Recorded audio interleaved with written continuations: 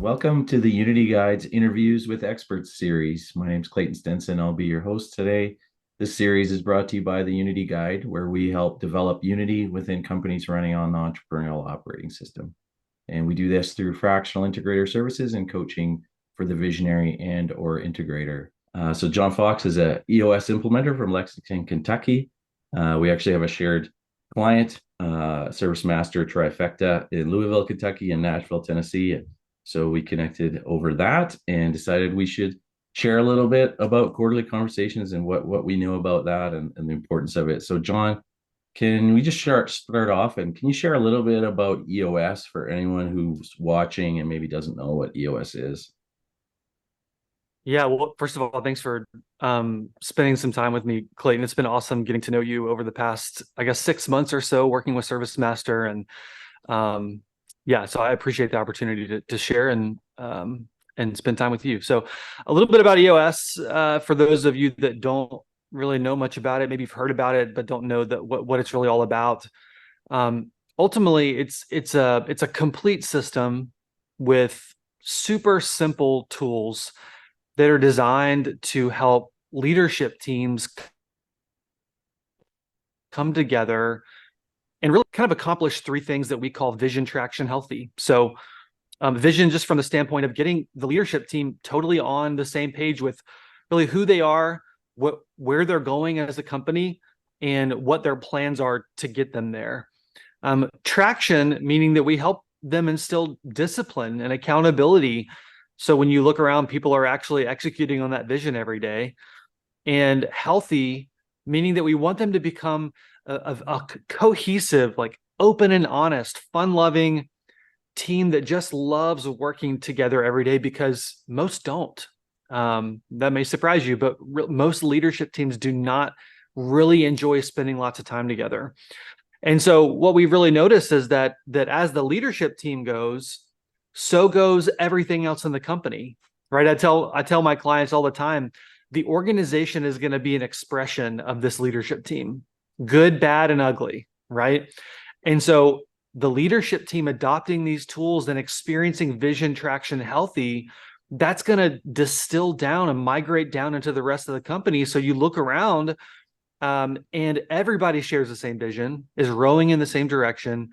Everybody's executing on the vision with real discipline and accountability, and everyone's a part of a healthy team within the organization or department. And so that's what EOS is all about, is helping teams to experience vision, traction, healthy. Awesome. That's great. And how did you first hear about EOS? Just curious. Yeah, so I started my own business back in 2008 with a partner. It was in the home technology space, so all the fun gadgets like lighting control and smart home automation and home theater and that kind of stuff. And we just kind of bumped along for a few years, and then hired a coach who, I mean, significantly helped us get to the next level, really invested in us as people, as leaders, as managers, helped us to start adopting some tools that got us to the next level. We doubled our company 2 years back to back, 2 years in a row, because of working with this coach. And that's kind of when that process, I just fell in love with coaching. I fell in love. I couldn't not share all the things that I was learning with all of my other entrepreneurial peers. And I just also became fascinated with business, right? I kind of transitioned from loving the products and services that we were offering as a company to seeing the business itself as the product.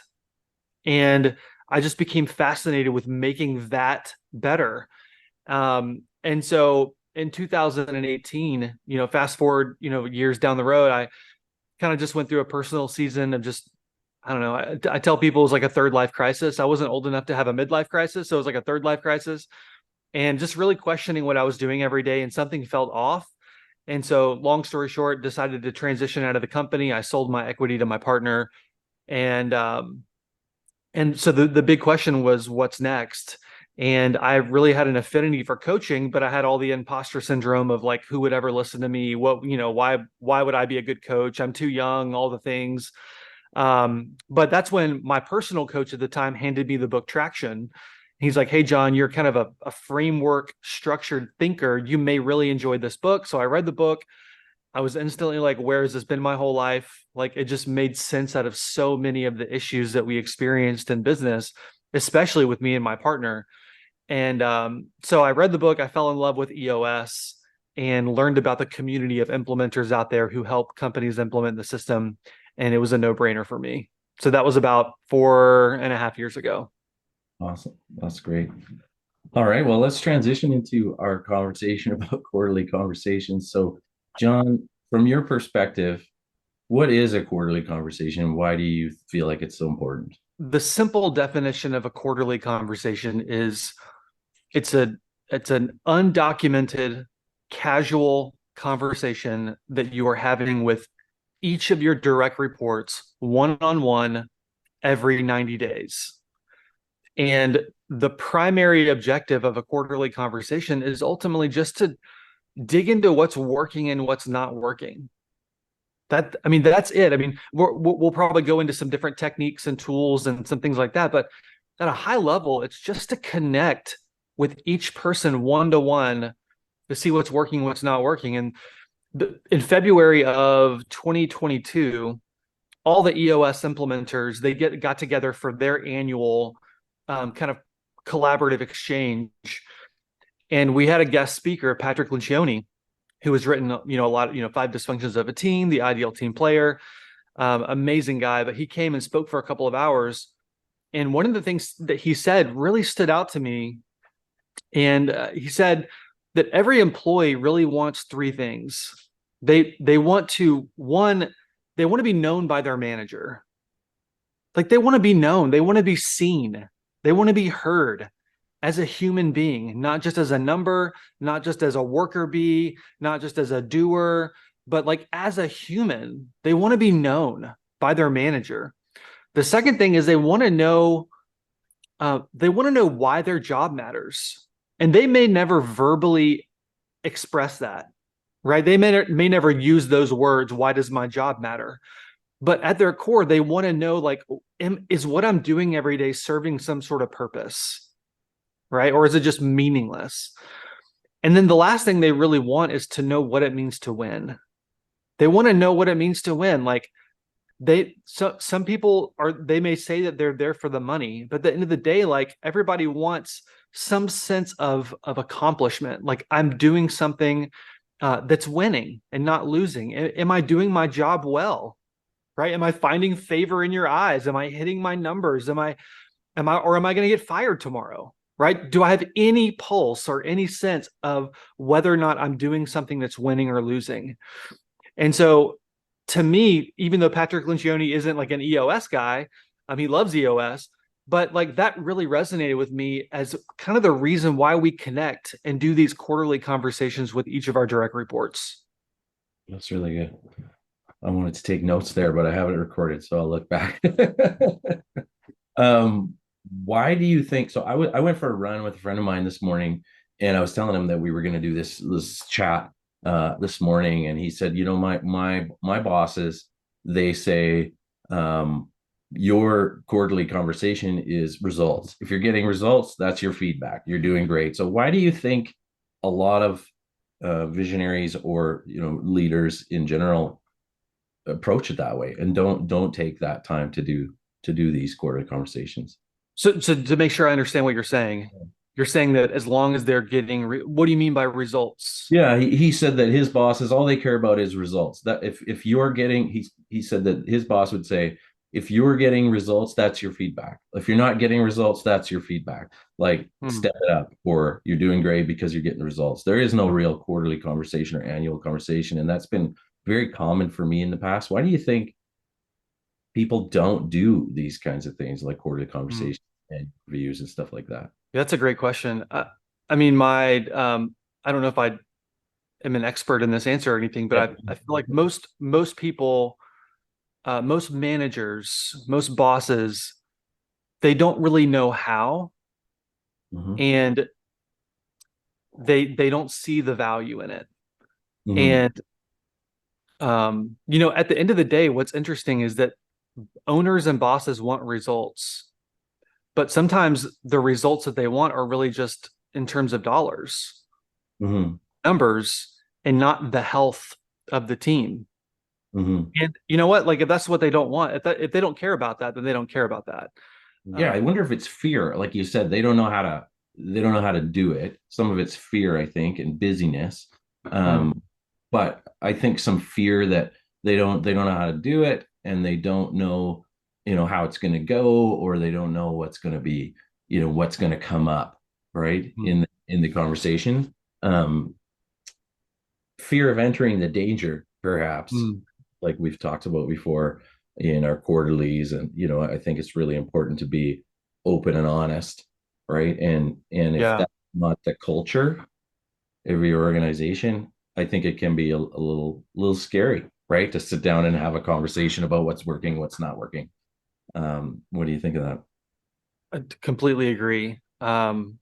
Being open and honest, like you said, in our set critical element to solving issues, to figuring out what's not working, what is working.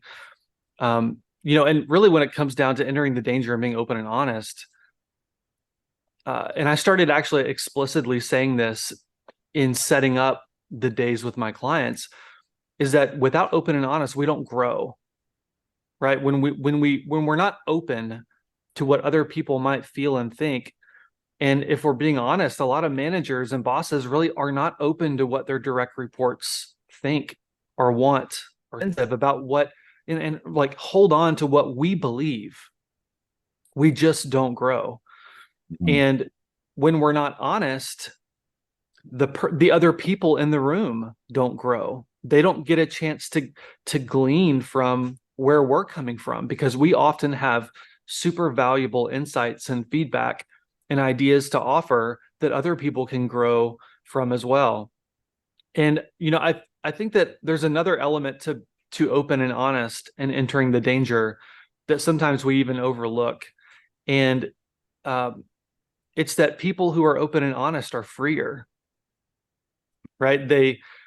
How many times do people at work walk around, um, right? Resentment, things that they know would help the company, but they don't feel the freedom to share it. Things that have just been ticking them off for a really long time. Things they hate about their job that they feel scared to talk about. Like we feel bottled up because we're not just talking about the real stuff. But when we can just get it out in a safe space and be heard, we just feel lighter. We sleep better. You Yeah. know, we feel safer. We have the ability to even enjoy our jobs more, to have fun, to be more lighthearted. It's like, what would it be like to get results and be lighthearted? Yeah. Like that's awesome. Like that's what we want.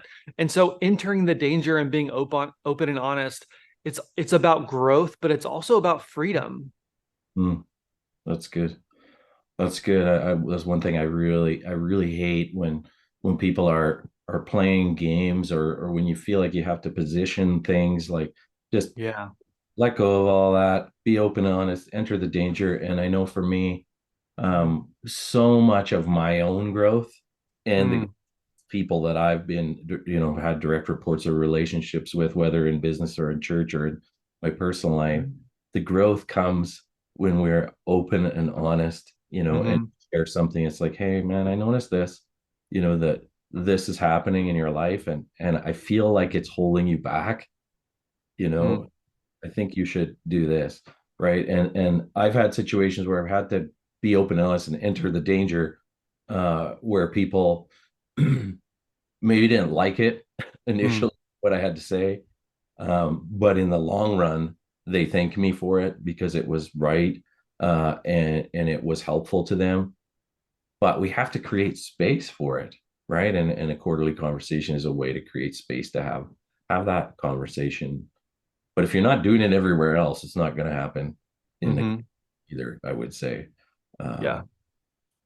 so let's move on. So if you had tips for doing quarterly conversations, some tips that come to mind for how to do them, because I think a lot of people will be scared to do this. What tips would you give?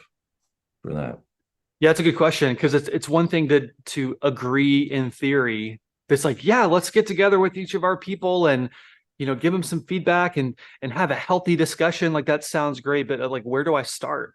Yeah. Right? What does that like practically and tangibly look and feel like? Because that's typically the super scary part. So a few things that I would say here is one is that they got to be scheduled. They have to be scheduled in advance. You probably heard this too, and I fully believe this that if it's not on the calendar, it doesn't exist. And so you've got to put it on the calendar. And I think the value in actually scheduling it with each direct report is that one, it allows you to prepare in advance. Like both parties are are they have this sense of anticipation that this is coming. They know it's coming. It's not this spontaneous, ad hoc, hey, are you free tomorrow morning? Let's get together for whatever. Like, no, it's like, hey, we know this is coming months in advance and we can prepare for it. Um, the other thing that scheduling it in advance does is it tells them that they matter. If you say, hey, neither one of us have anything going on this afternoon, what you're saying is that I can carve some time out to you for you when it's convenient, but Mm, I'm not willing to schedule it in advance and prioritize other things around that event. right. And so it tells them that they matter to you, that they are on your calendar, that they have your time and attention as their boss. Yeah, and Um, just to add something there, I think that's why they don't happen because they're never in like that, where you're both just sitting around wondering what to do. yeah. Um, the other thing that I would say is that these conversations tend to kind of fall into the category of annual performance reviews, where it's a little bit more of a formality. It feels fake. You've got this document in between you that's like creating a barrier.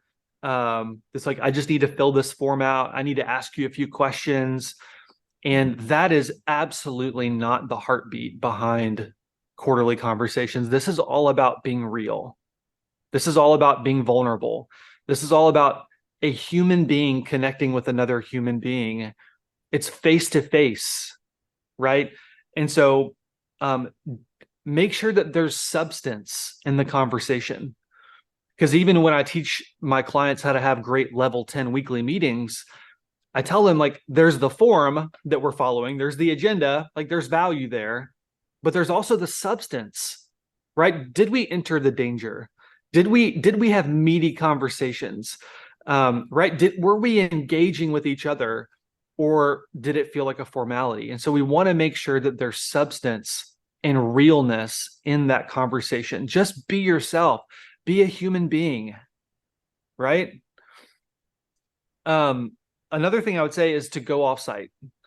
And this may seem very foreign to many managers, but go to a coffee shop. Go grab coffee. Go grab lunch. Go grab breakfast. Go for a walk. Go to a park. Like do something. One that's not going to be distracting, because when you're in your office, you run the risk of people barging in, seeing people pass by the window, whatever it may be. And so you want to go where there's zero distractions that might derail your focus and engagement in that conversation. It also just feels safer. Like it feels different. It feels more comfortable and more casual when you're not sitting at your desk, Mhm. or their desk. So go offsite. And the last tip that I would give is, and this is a tool in our toolbox called the 555. And if you're running on EOS already and you're wanting to start doing quarterly conversations, then the 555 is just preparing for the conversation, using it as a foundation, not a crutch, but as a foundation for the conversation by going back to your core values, any rocks that your direct report has, and the 5 major roles on the accountability chart seat that they fill, right? So core values, maybe do the people analyzer, get a feel for where they stand in terms of matching your culture. Are they living into your values? which values are they demonstrating super well? Which ones could use a little bit of coaching around, or some things that you would want to highlight as areas for improvement? What about their rocks for that quarter? Do they need help? Are they doing well? Are they prioritizing it? Do they have clarity around what those priorities are? And then the five major roles on their seat on the accountability chart. It's a great way to just really evaluate the things that the company has said they are ultimately accountable for at a high level for their role. Are they clear? Are they doing them well? And so just using those three things as a basis for the conversation for preparation. Now, don't use that again as a crutch, like you just need to hit these three bullet points, but just in your preparation, feel free to use those as a foundation. So those are some things I got for tips. Yeah, for sure. Um, One thing that is a real central part of my leadership, and I know the book "How to Be a Great Boss," Chapter 8, talks about quarterly conversations. So if you don't have that book and you want to learn more Mm-hmm. about quarterly conversations, I recommend you pick it up. But one of the things it says is this that the quarterly conversation needs to be mutually beneficial. Mm, There needs to be a common objective to make each other better. And this is something that is so central to what I believe is important in leadership, is that it has to be a two-way conversation. I'm here to make, if I was meeting with you, to help you to succeed. And if there's something that I'm doing that is limiting you, I need you to share, what's going on. And I'm going to share what's I feel is limiting you, or mm, something that you need to change. But the heart behind it is to be mutually beneficial, uh, mm, to help each other. And I'll just tell a quick story. I remember when I first got started my business, um, sales and networking was a new thing that I had to learn, right? And one of the guys, James Muir, that I met and read his book, he talked about how intention matters more than technique when you're doing sales, right? Like mm. if intention is to sell someone, right, people are going to sense that. Yeah. Whereas if your intention is to help someone, they're also Mm-hmm. sense it, right? And going into a quarterly or any kind of leadership, for me, it's really important that it's the same. My intention is to help you win, right? Mm, Whatever that looks like, and not be concerned as much about checking the boxes and having an agenda and doing it right, but that I genuinely care about you, and I want mm-hmm. conversations that's going to be mutually beneficial. So it's something that I always think about. How do I make sure that they know that I'm in it for them, right? Mm. Um, How do Awesome. you feel like, speaking of mutually beneficial, what are Yeah. some ways that you feel like you've benefited from doing this with other people? That's a good question. Kind of putting you on the spot. I know that. Yeah, you switched Just the out of tables curiosity. here. Yeah, I just think, like I said before, someone brings up a blind spot, I guess, to me. Mm, It's like, you know what, when you did that, this is how it made me feel, right? Or this is how I feel like it affected that meeting, right? Or whatever.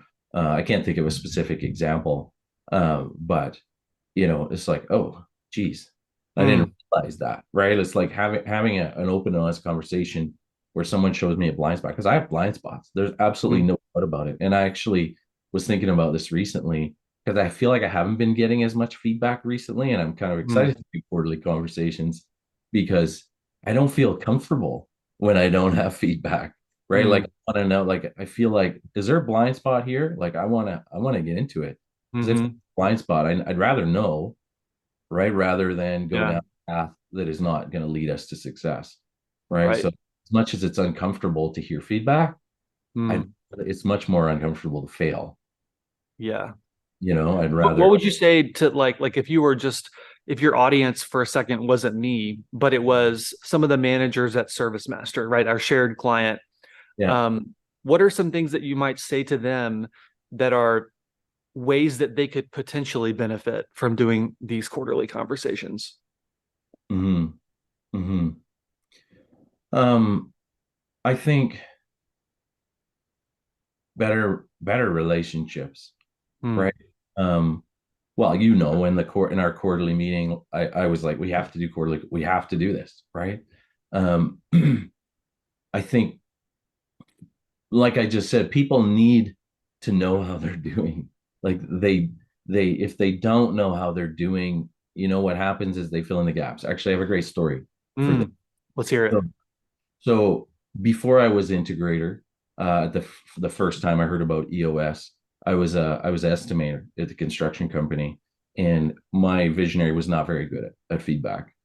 We never did quarterly conversations or annual reviews or anything, and I'd never been an estimator before, but I just was like jumped in and went for it. He was helping me and stuff like that, and but there was a season where I was like really doubting my abilities, and I was thinking that I was going to get fired. Like that's how far my thinking had gone off track.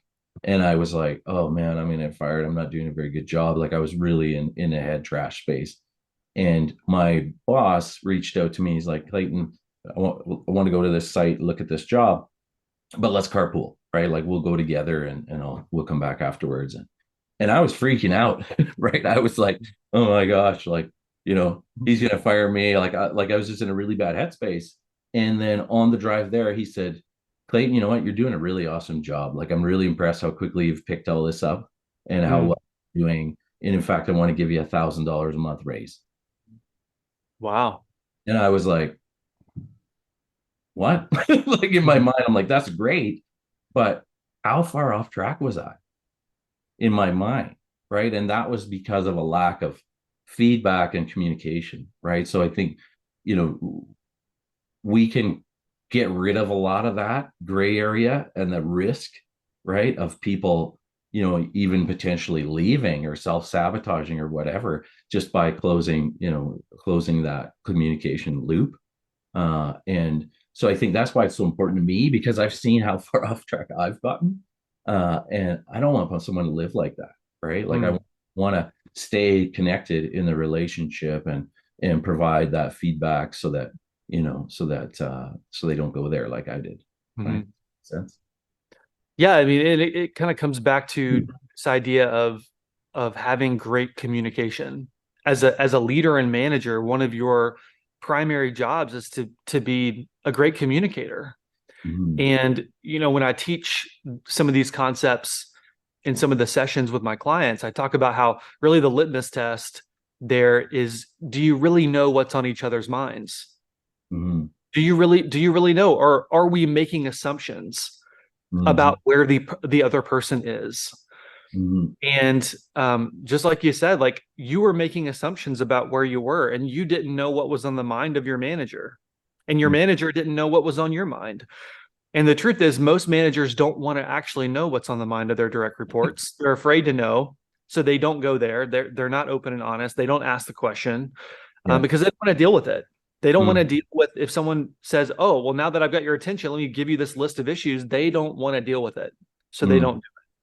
Mm-hmm. Um, but the other element of this is that the other thing that managers typically don't like doing is firing people, right? So if you have to fire someone, that means that they have not been living up to expectations. But you Mm-hmm. know what? Great managers rarely actually have to fire someone because you've communicated so well, so consistently, you've made your expectations abundantly clear that people will either step up or they're going to opt out. Mm-hmm. Right. So part of quarterly conversations is having that consistent, clear, open, and honest conversation. So if you ever do have to fire someone, they're not going to be surprised. Mm-hmm.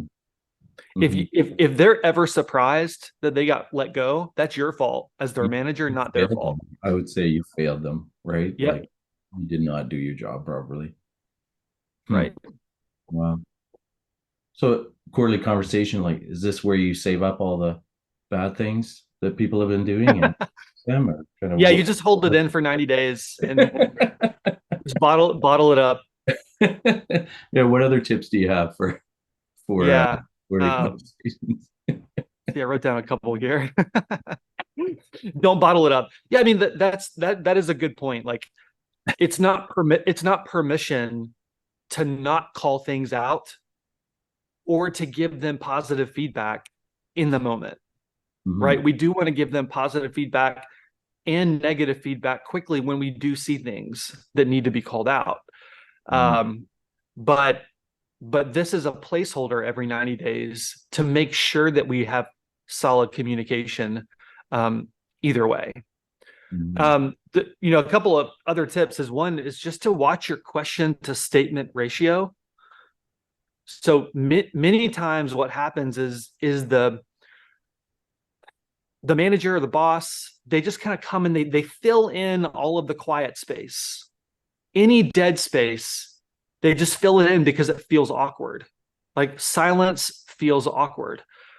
You ask them a question and they sit there and they don't have anything to say within the first 3 seconds. And so you start talking.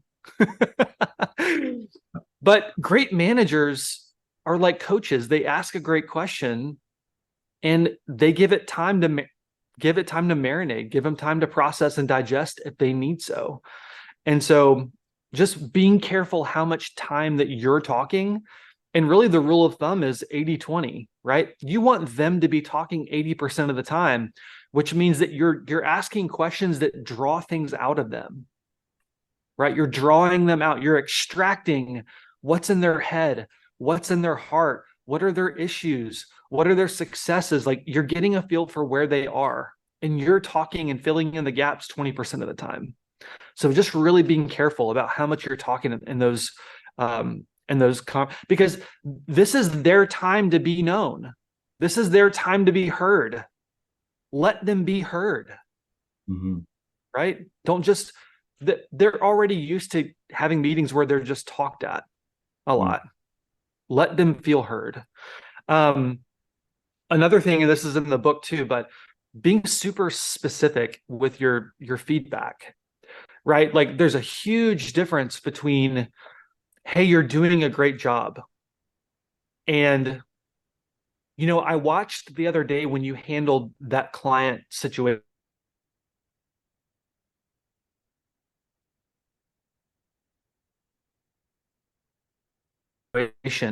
and the way that you didn't back down, but you were kind, like giving them specific feedback in the things that you're seeing, is going to help them actually feel like you care, and that it's not just some formality of you did a great job or you're not doing a great job. Like, be specific in your examples.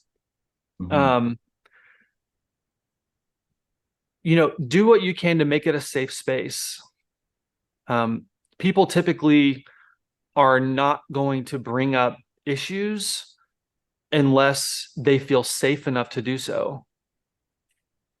And this is even the leadership team, right? You've probably experienced this too. In my clients, these are the managers and the bosses of the company, and the owners, and even that group of people. Sometimes it takes time for them to develop enough trust to bring up certain things that are really on their minds. And so anything that you can do to make them feel safe, sometimes that means you going first. Sometimes that means that you're vulnerable first. Mm-hmm. Maybe sometimes that means that you apologize for something that you've learned about yourself that's negatively reflected into the department, right? But doing what you can for them to be like, oh, I can actually be honest right now. Mm-hmm. It makes a huge difference. It's interesting. We had an ops meeting on Friday in Service Master, and one of the guys asked, "What do you guys think of going back on a decision if we realize it was the wrong decision?" And I said, "I think it's great. I think that we have to apologize, and I think it sets a good example for the team that we don't have to be perfect. We all make mistakes, and like you triggered me when you talked about apologizing, right, and being vulnerable, because we have a situation where it's like, you know what, we promoted somebody and it wasn't the right move, and we're gonna have to put them back, and but we have to go there, right? Like it's we made a mistake, and that's, like you said, open and honest, vulnerable, apologizing. Any Mm-hmm. any other tips? The only other one is just to be consistent.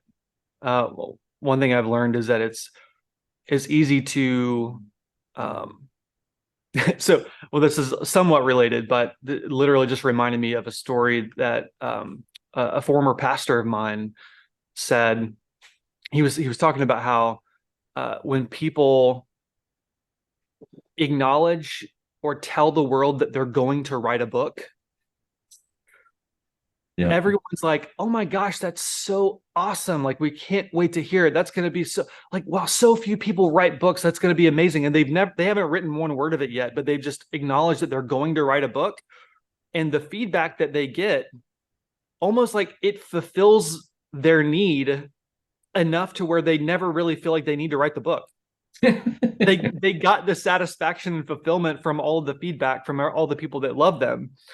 And so sometimes with things like this, doing it once gives you that like deep sense of fulfillment that, yes, I'm a good manager. I'm a good boss. Like I did the quarterly conversation, but then there can be a tendency to not follow through and be consistent with the other ones.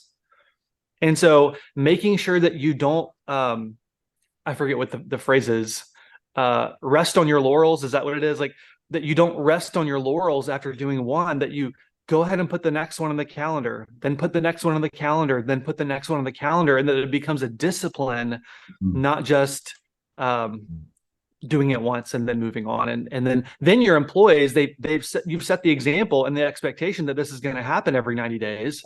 They get excited because they want this time from you. And then you never want to get into a position where they're having to remind you about doing that quarterly conversation again. Right? This is something that you need to be proactive in. Yeah, that's good. That's good. So I got one more thing I want to talk about, and then we'll wrap up. So in the book, How to Be a Great Boss, it talks about all the issues that will come up, and it talks about how there's three types of issues.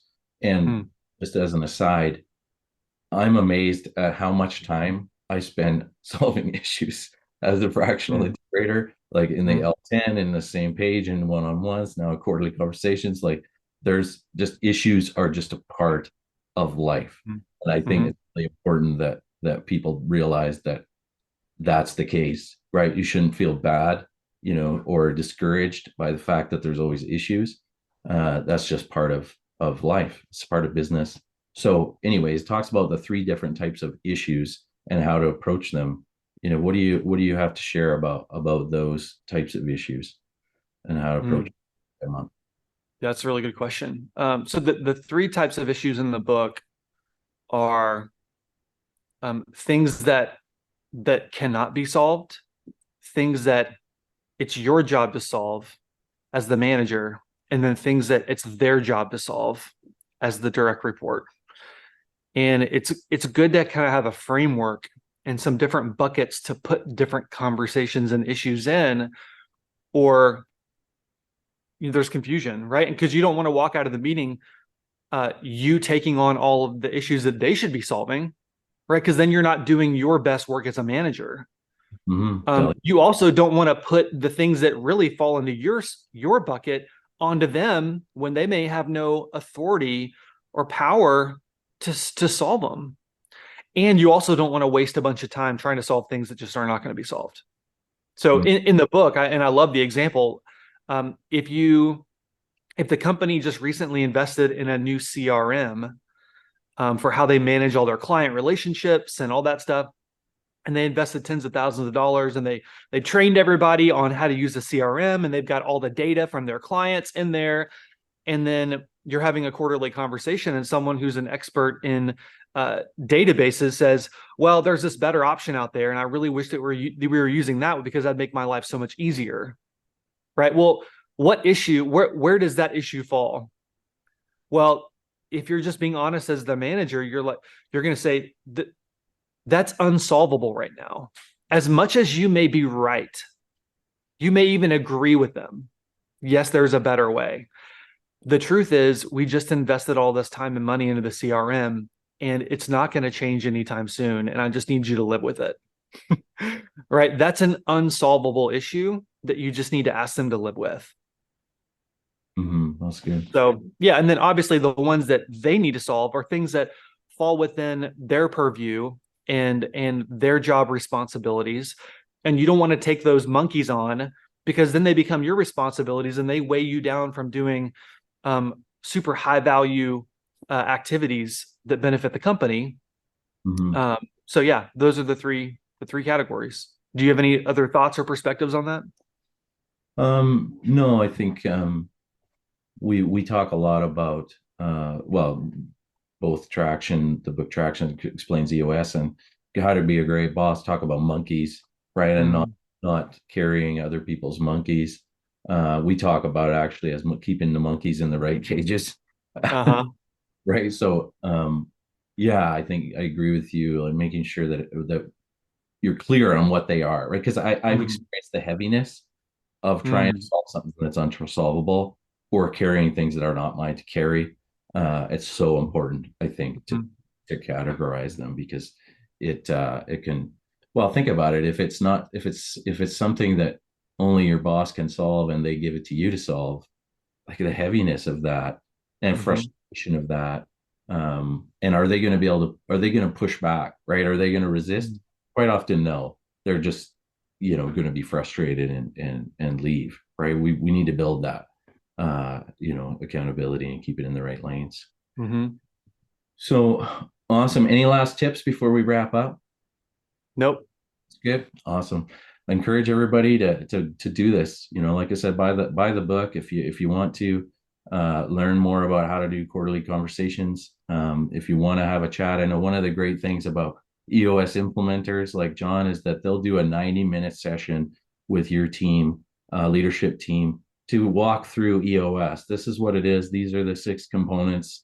This is how it all works. So I'd encourage you, if you're curious about EOS and want to learn more, reach out to Jon and book one of those 90-minute sessions. And I'm also happy to jump on a call and share my own experience and tell you a little bit about my own journey and how awesome EOS has been for me. So thanks, Jon. It's been fun. Absolutely. We'll chat with you again later. Thanks, everybody.